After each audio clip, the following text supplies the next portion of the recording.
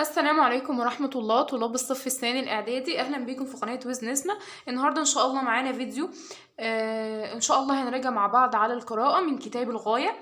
طبعا معروف إن كتاب الغاية بيجيب أسئلة مهمة جدا اللي وردت في الامتحانات قبل كده، فإن شاء الله الامتحان إن شاء الله مش هيخرج من الأسئلة دي، فركزوا معايا جدا. وأهم حاجة إن انتوا تكونوا مذاكرين دروس القراءة كويس جدا عشان لما تحلوا تبقوا عارفين احنا بنحل على ايه. تمام، هنبدأ بدروس القراءة. اول حاجة هنبدأ بكبرياء طفل. طبعا ده شكل الكتاب اهو، اسمه كتاب الغاية. تمام، واللي معاه الكتاب يفتح صفحة 12 وهنحل مع بعض ان شاء الله مراجعة مهمة جدا وقوية. بس قبل ما نبدأ متنسوش اللايك والشير واشتراك في القناة عشان يوصل لكم كل جديد. هنبدأ اول حاجة بدرس كبرياء طفل. بيقول لي سؤال تمهيدي يشمل الدرس في نقاط اختيارية. أول حاجة بيقول لي: وصل مصطفى كامل دراسته حتى نال شهادة إتمام الدراسة الابتدائية ولا الإعدادية ولا الثانوية ولا الجامعية؟ تمام، الابتدائية. 2. أقامت المدرسة حفلا لتوزيع الشهادات على الناجحين ولا لدعوة الخديوي ولا لمجلس الأمناء ولا للتعارف؟ طبعا أقامت المدرسة حفلة لتوزيع الشهادات على الناجحين. والسؤال ده جاي في البحيرة في كوم حمادة 2021. ناخد بالنا من الأسئلة عشان مهمة جدا وإن شاء الله الامتحان مش هيخرج منها. 3. دعت المدرسة إلى الحفل الخديوي إسماعيل ولا الخديوي توفيق ولا الملك فؤاد ولا الملك فاروق؟ طبعا احنا عارفين إن دعت المدرسة الخديوي تمام، توفيق. 4. من تعليمات الحفل أن يذكر الطالب قبل اسمه كلمة تلميذك ولا ابنك ولا خادمك ولا عبدك؟ طبعا كلمة كلمة عبدك. 5. كان موقف مصطفى كامل من التعليمات تنفيذها بدقة ولا خالف زملائه في التنفيذ ولا وافق زملائه ولا شجع زملائه؟ طبعا مصطفى كامل خالف زملائه في التنفيذ. السؤال ده جاي في الإسماعيلية 2021. بعد كده بيقول لي احنا في رقم 6. عقب الخديوي توفيق على رد مصطفى كامل بصدق معرفته لوالده ولا أخلاقه وصدقه ولا شجاعته وإخلاصه ولا تفوقه وكفاءته؟ طبعا عقب الخديوي توفيق على رد مصطفى كامل بصدق معرفته لوالده.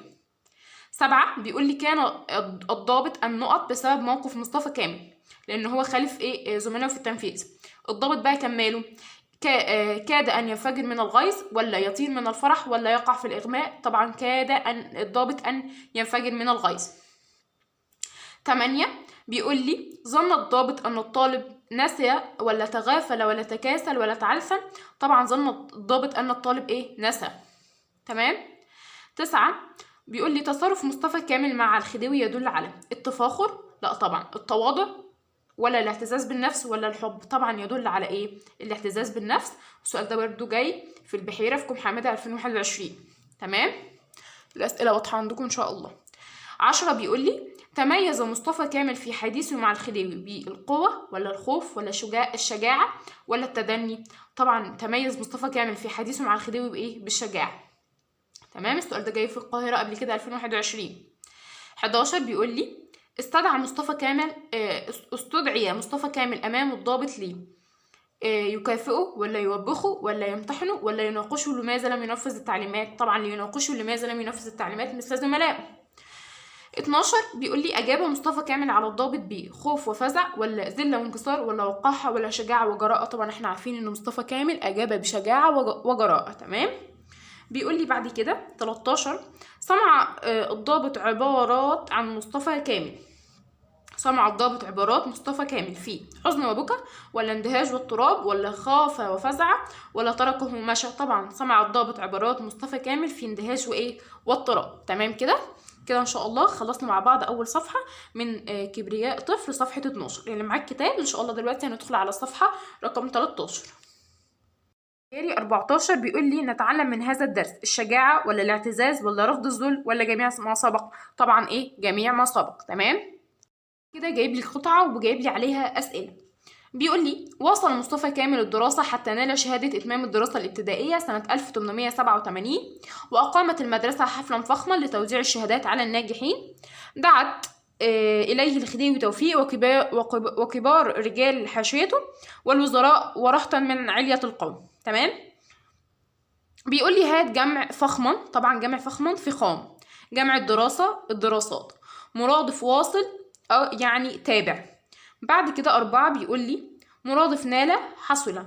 مضاد فخما وضيعا. مضاد الناجحين طبعا الفاشلين. تمام. بعد كده بيقول لي اختر الإجابة الصحيحة مما بين القوسين. مرادف إتمام، إكمال ولا ابتداء ولا اهتداء؟ طبعا مرادف إتمام إيه؟ إكمال. السؤال ده جاي في الفيوم قبل كده 2000. السؤال جاي في الفيوم قبل كده في الفيوم 2020. بعد كده بيقول لي مرادف رهطا وحدانا ولا جماعة ولا أنصارا؟ طبعا جماعة. تمام. السؤال ده جاي في القاهرة برضو 2018. 3 مضاد نال حصل ولا فقد ولا أخذ؟ طبعا مضاد نال فقد. 4 مضاد عليا عظماء ولا سادة ولا سفلى؟ طبعا إيه؟ سفلى. بعد كده بيقول لي بين الصواب والخطأ فيما يلي. تمام. المناسبة التي قدم فيها مصطفى كامل نفسه هي حفل إتمام الشهادة الثانوية. طبعا قلناها كذا مرة، حفل إتمام الشهادة الابتدائية، يبقى غلط. 2 دعت المدرسة الخديوي إسماعيل لحفل تكريم الناجحين. طبعا غلط، قلنا الخديوي توفيق. 3 حضر الحفل الخديوي توفيق ورهط من عامة الشعب. طبعا غلط، ورهط من كبار رجال حاشيته. تمام. بعد كده بيقول لي أجب عن الأسئلة الآتية. متى نال مصطفى كامل الشهادة الابتدائية؟ طبعا نال مصطفى كامل الشهادة الابتدائية عام 1887. و2 بيقول لي كيف كرمت المدرسة الناجحين وكم كان عمر مصطفى كامل؟ ده سؤالين في سؤال. كرمت المدرسة الناجحين بأنها أقامت حفلا فخما لتوزيع الشهادات على الناجحين. تمام. ودعت إليه الخديوي توفيق وكبار رجال حاشيته والوزراء ورهطا من علية إيه؟ القوم. تمام. وكان عمر مصطفى كامل وقتها 13 سنة. تمام. أو لا يتجاوز 13 سنة، يعني 13 سنة تقريبا. 3 بيقول لي لماذا أقامت المدرسة حفلا فخما؟ طبعا لتوزيع الشهادات على الناجحين. 4 من حضر الحفل مع الخديوي؟ قلنا أقامت المدرسة حفلا فخما لتوزيع الشهادات على الناجحين، وموجودة في القطعة اللي احنا قاريينها فوق. دعت إليه الخديوي توفيق وكبار رجال حاشيته والوزراء ورهطا من علية إيه؟ القوم. تمام. آخر سؤال بيقول لي لماذا حضر الخديوي إلى المدرسة؟ هقول له طبعا ليوزع الشهادات على الناجحين. تمام. هسيب لكم الأسئلة شوية.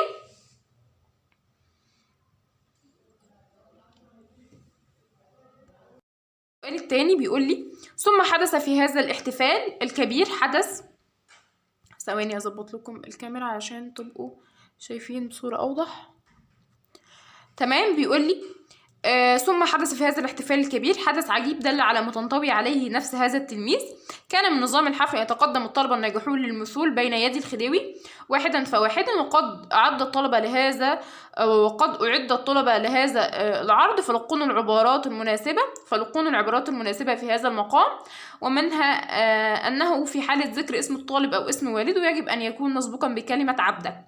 وأصغى مصطفى كامل كما أصغى بقية زملائه لهذه التعليمات، وإن اختلف عنهم في طريقة تنفيذها، ونفذت المدرسة برنامج الحفل بدقة. تمام. وهيبتدي يسألني بقى على القطعة دي. بيقول لي هات مرادف عجيب غريب. 2 مفرد العبارات العبارة. 3 جمع الاحتفالات. 4 جمع حدث أحداث. 5 مرادف أعد يعني جهز. 6 مضاد لقنوا يعني ارتجلوا، مضادها ارتجلوا. تمام. بيقول لي اختر الإجابة الصحيحة مما بين القوسين. معنى تنطوي عليه تضمه ولا تظهره ولا تحتويه ولا الأولى والثالثة؟ طبعا الأولى والثالثة اللي هي تضمه وتحتويه. مرادف المثول. طبعا مرادف المثول الطاعة ولا الوقوف ولا المشابهة؟ طبعا إيه؟ الوقوف. 3 المراد من واحدا فواحدا، يعني مختلفين ولا متتابعين ولا كلاهما صحيح؟ طبعا متتابعين. 4 مضاد بين يدي بجانبه ولا خلفه ولا أمامه؟ طبعا إيه؟ مضادها خلفه. 5 مضاد تنتوي تنشر ولا تستغل ولا تظهر؟ طبعا إيه؟ تظهر أو تظهر. تمام. بعد كده بيقول لي بين الصواب والخطأ فيما يلي. كان من نظام الحفل يتقدم الطلبة الناجحون للمثول بين يدي الخديوي. طبعا صح. 2 أصغى مصطفى كامل كما أصغى بقية زملائه لهذه التعليمات. طبعا صح، بس هو اختلف عنهم في إيه؟ في التنفيذ. بعد كده بيقول لي أجب عن الأسئلة التالية. ما الحدث العجيب الذي حدث أثناء الاحتفال؟ الحدث العجيب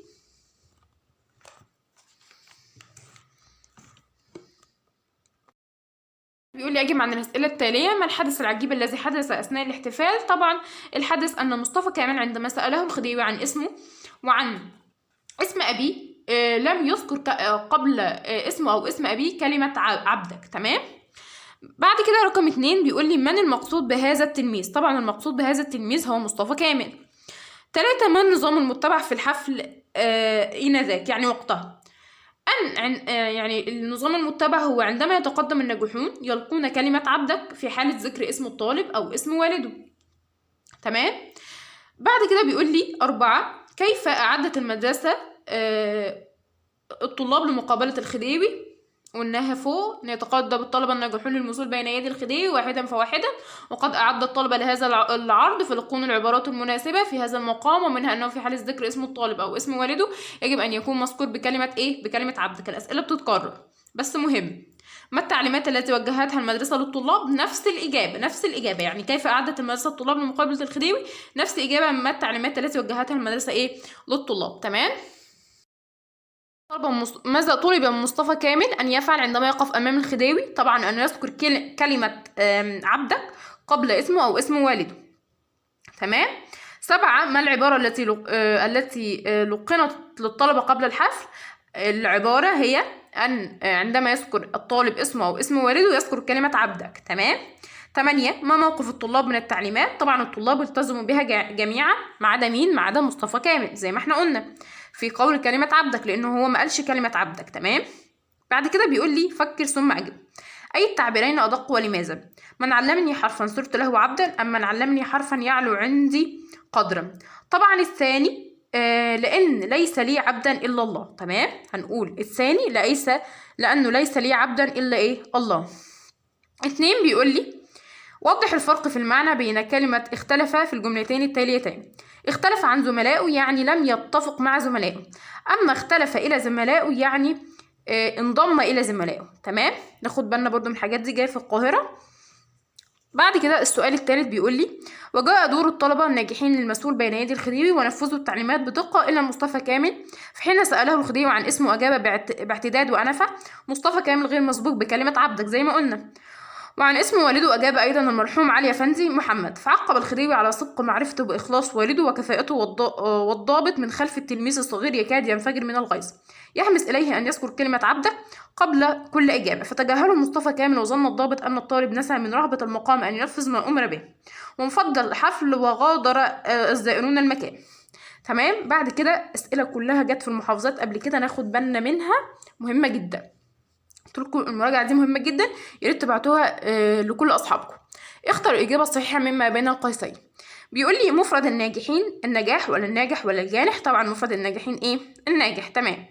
2 جمع دور ديار ولا أدوار ولا دور؟ طبعا جمع دور أدوار. 3 جمع الصغير صغار طبعا. 4 مرادف المسؤول قلنا طبعا إيه؟ الوقوف، المسؤول الوقوف. 5 المقصود بين يديه خلف ولا جانب ولا أمامه؟ قلنا أمامه واتكررت كذا مرة. 6 مرادف عقبة يعني علقة، مرادف عقبة بمعنى علقة. 7 مرادف المسؤول الوقوف أمامه ولا خلفه ولا بعيدا عنه؟ طبعا الوقوف إيه؟ أمامه. 8 مرادف الغيظ الحزن ولا الغضب ولا الألم؟ طبعا إيه؟ الغضب. 9 مضاد المسؤول، احنا قلنا المسؤول معناها الوقوف يبقى مضادها تمام الجلوس، ناخد بالنا مكتوب الوقوف عشان يلخبطني وهنا بيقول لي مضاد. 10 مضاد بين يدي بجانب ولا خلف ولا أمام؟ طبعا إيه؟ خلف، لأن احنا قلنا مرادف بين يدي أمامه يبقى مضادها إيه؟ خلف، لازم نركز. 11 مضاد أنفة خوف ولا قلق ولا ذل؟ طبعا مضاد أنفة إيه؟ ذل. 12 بيقول لي مضاد إخلاص رياء ولا شرك ولا فسوق؟ طبعا مضاد إخلاص رياء. 13 مضاد كفاءته عجزه ولا تخلفه ولا جهله؟ طبعا مضاد كفاءته إيه؟ عجزه. تمام. الأسئلة دي مهمة جدا جدا، ناخد بالنا. يهمس يكتم ولا يتحدث بصوت منخفض ولا يجهر؟ طبعا مضاد يهمس ايه؟ يجهر. تمام. 15 يكاد فعل يفيد وقوع الانفجار ولا قرب وقوع الانفجار ولا استحالة وقوع الانفجار؟ طبعا ايه؟ قرب وقوع الانفجار. تمام. 16 كلمة إلا في العبارة تعني اختلاف مصطفى كامل عن الآخرين ولا اتفاقه مع الآخرين ولا نفوره من الآخرين؟ طبعا كلمة إلا تفيد ايه؟ اختلاف او تعني اختلاف مصطفى كامل عن الاخرين لانه هو الوحيد اللي ما ذكرش كلمه عبدك قبل اسمه او اسم ايه؟ والده. تمام. بعد كده بيقول لي بين الصواب والخطا فيما يلي. نفذ مصطفى كامل التعليمات لانه كان يحفظها جيدا؟ طبعا غلط. 2 كان والد مصطفى كامل حاضرا مع ابنه حفل التكريم؟ طبعا غلط لانه كان متوفي. 3 عقب الخديوي بسبق معرفته باخلاص وكفاءه والد مصطفى كامل؟ تمام صح. 4 ظن الضابط أن مصطفى كامل لم ينس أن ينفذ ما أمر به من شدة خوفه. ثاني، ظن الضابط أن مصطفى كامل لم ينس أن ينفذ ما أمر به من شدة خوفه. طبعا غلط. 5 يجب أن نربي أولادنا على التكبر لا الكبرياء. طبعا ولا ده ولا ده. غلط. طبعا الأسئلة دي جاية في قنا، المنيا، اسكندرية، اليوبية، المنيا، فهناخد بالنا جدا. أسئلة بتتكرر في المحافظات، يعني بتتكرر في الامتحانات على طول، يعني مش بعيد الامتحان يجي منها أكيد يعني. 2 بيقول لي كيف أجاب مصطفى كامل عن سؤال الخديوي. طبعا أجاب عن سؤال الخديوي بأنه لم يذكر كلمة عبدك قبل اسمه أو اسم أبي. 3 بيقول لي بما تميزت نفس مصطفى كامل عن بقية التلاميذ. طبعا تميزت بإيه؟ برفض الذل وأنه لم يذكر كلمة عبدك. 4 علل.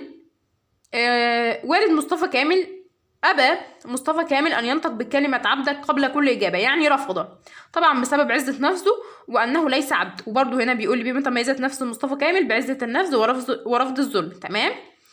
بعد كده بيقول لي، معلش لو بقول بسرعة بس عندنا أسئلة كتير قوي، وأنا عايزة يعني الفيديو ما يطولش عشان الأسئلة كلها تبقى معاكم، عشان دي أسئلة محافظات ومهمة جدا جدا. تمام. بعد كده بيقول لي 5 بما عقب الخديوي على إجابة مصطفى كامل. عقب أنه على دراية بوالده أو صدق معرفته بوالده وكفاءته. 6 ما موقف الضابط من رد مصطفى كامل على الخديوي؟ كاد أن ينفجر من الغيظ. تمام. 7 على الغضب الضابط القائم على تنظيم الحفل من مصطفى كامل، لأن مصطفى كامل لم يذكر كلمة عبدك قبل اسمه أو اسم والده. طبعا الإجابة واحدة بس الأسئلة بتختلف، فالطلبة بيتلخبطوا. تمام. 8 بما همس الضابط لمصطفى كامل. همس له أن يذكر كلمة عبدك، بس مصطفى كامل طبعا لم يذكر كلمة عبدك. 9 ماذا ظن الضابط في مصطفى كامل؟ ظن أن مصطفى كامل نسي كلمة عبدك من رهبة من رهبة الموقف. تمام. بعد كده بيقول لي فكر ثم أجب. ده عنوانه مناسبة للفقرة السابقة، للفقرة اللي احنا لسه قاريينها دي. تمام. طبعا هقول عزة النفس. السؤال ده جاي قبل كده في امتحانات. تمام. 2 على ما يدل رد مصطفى كامل على الخديوي، يدل على عزة نفسه وكبريائه. تمام. ورفضه للظلم. 3 ماذا نتعلم من موقف مصطفى كامل مع الخديوي؟ نتعلم الاعتزاز بأنفسنا والشجاعة ورفض العبودية. تمام كده.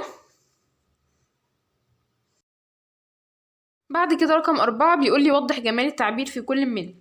يغالب دهشته وينفجر من الغيظ. طبعا الأول يدل على دهشة الضابط، والتاني يدل على على شدة الغضب. تمام.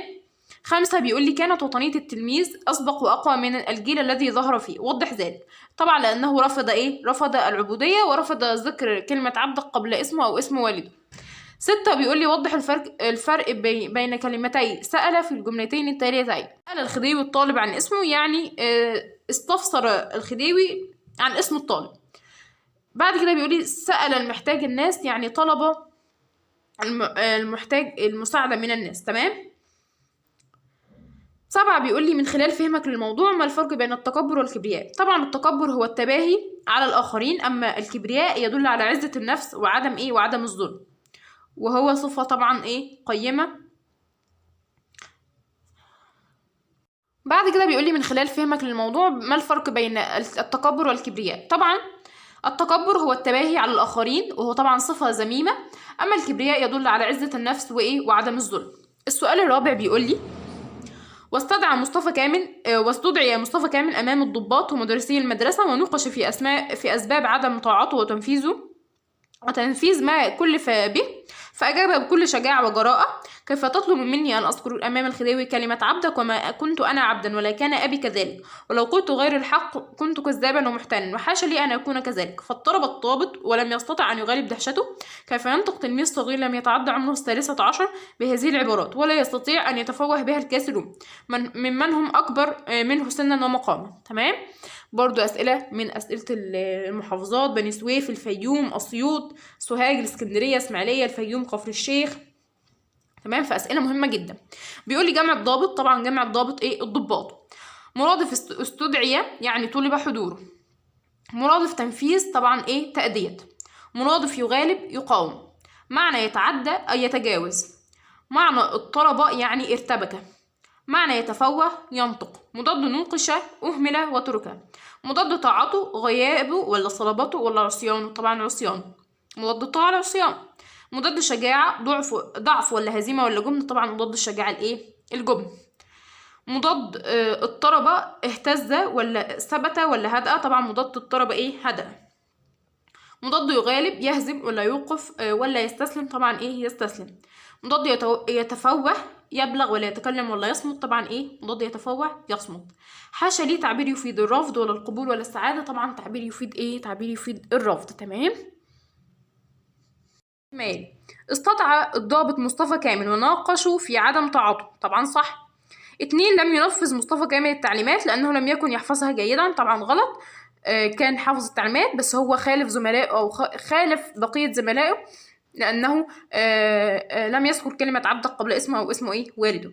3 نتعلم من شخصية مصطفى كامل الخوف والذل؟ طبعا غلط. نتعلم من شخصية مصطفى كامل الشجاعة والجراءة وعزة النفس. تمام. بعد كده بيقول لي أجب عن الأسئلة التالية. لماذا تم استدعاء مصطفى كامل أمام الضابط ومدرسي المدرسة؟ طبعا إيه؟ ليناقش في أسباب عدم طاعته وتنفيذ إيه؟ ما كلف به. 2 بيقول لي من الذين حضروا مناقشة الضابط لمصطفى كامل؟ طبعا مدرسي المدرسة. 3 كيف تعامل مصطفى كامل مع الضابط؟ طبعا تعامل معه بكل شجاعة. 4 بما أجاب مصطفى كامل على أسئلة الضابط عند مناقشته؟ رد بكل شجاعة وجراءة. كيف تطلب مني أن أذكر كلمة عبدك وما كنت أنا عبدا وما كان أبي كذلك؟ تمام. 5 بيقول لي لماذا قرر مصطفى كامل عدم ذكر كلمة عبدك قبل اسمه؟ طبعا لأنه ليس عبدا لا هو ولا أبيه. تمام. 6 ما الذي نفاه مصطفى كامل عن نفسه؟ أنه ليس عبدا إيه؟ وأنه ليس كذابا. 7 ما موقف الضابط من رد الفعل؟ طبعا احنا قلنا ان الضابط ارتبك من ايه؟ من كلام هذا الطفل الصغير يعني. تمام. 8 للضابط موقفان مصطفى كامل اثناء حديثه وضحهما. الضابط الاول الموقف الاول عندما همس له من كثرة الغيظ وان يذكر كلمة ايه؟ عبدك، لانه ظن انه نسى من رهبة ايه؟ المقام. اما الموقف الثاني انه استدعاه ليناقشوا في اسباب عدم ايه؟ تعاطي التعليمات. تمام. بيقول لي ما اسباب دهشة الضابط من موقف مصطفى كامل؟ لانه كان طفل. بعد كده بيقول لي ما اسباب دهشة الضابط من موقف مصطفى كامل؟ طبعا لانه طفل صغير لم يتعدى 13. تمام. بعد كده بيقول لي فكر ثم اجب. استطاع علي فندي محمد ان يحسن التربية؟ وضح ذلك. هقول له لانه ربى ابنه على عدم الذل والعبودية. 2 نتعلم من هذا الدرس الكبر والتعالي؟ طبعا غلط. نتعلم من هذا الدرس او بيقول لي صواب. نتعلم من هذا الدرس طبعا ايه؟ الكبرياء، وفي فرق بين الكبر قلنا والكبرياء. نتعلم من هذا الدرس الكبرياء والشجاعة. 3 في هذا الموضوع ما يدل على الظن الكاذب والجراءة والدهشة؟ وضح ذلك. الظن الكاذب عندما ظن الضابط أن مصطفى كامل نسي من رهبة المكان ذكر كلمة عبدك قبل اسمه واسم والده. الجراءة طبعا عندما رد مصطفى كامل على الضابط. والدهشة عندما اندهش الضابط من رد ايه او من كلام مصطفى كامل. تمام. 4 لدراسة هذا الموضوع فوائد يتعلمها الطلاب؟ اذكرها. طبعا الشجاعة وعدم العبودية والجراءة. تمام. 5 اذكر ما تعلمته من شخصية مصطفى كامل؟ طبعا العزة بالنفس. بعد كده بيقول لي اذكر صفتين تأثرت بهما من صفات مصطفى كامل؟ طبعا نقول العزة بالنفس والجراءة والشجاعة. تمام.